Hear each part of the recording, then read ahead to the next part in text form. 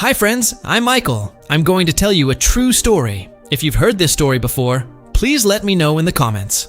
Let's get started. The speech that changed America.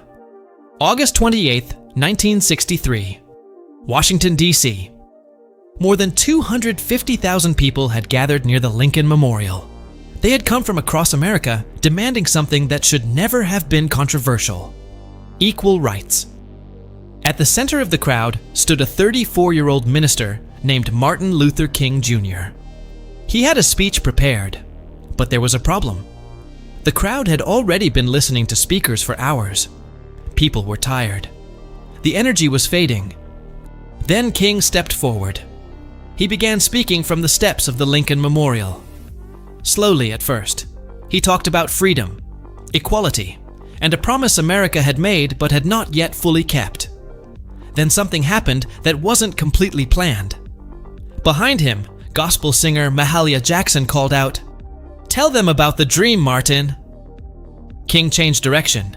He moved away from parts of his prepared text and began speaking about his dream for America.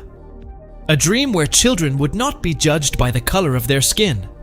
A dream where freedom would belong to everyone. The tired crowd suddenly came alive.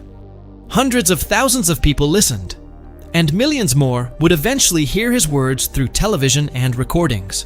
The speech became one of the defining moments of the civil rights movement.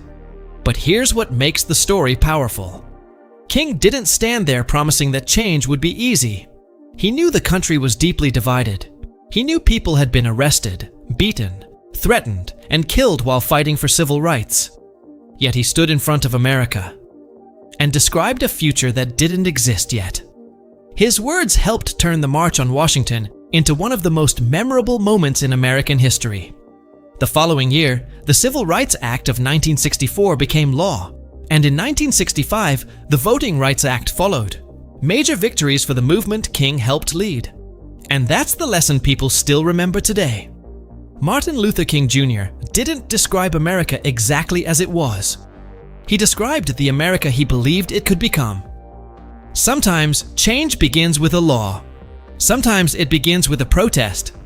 And sometimes it begins with one person standing in front of hundreds of thousands of people and refusing to stop believing in a better future. That day, King didn't just give a speech. He gave millions of people a picture of the future. Thanks for watching, friends.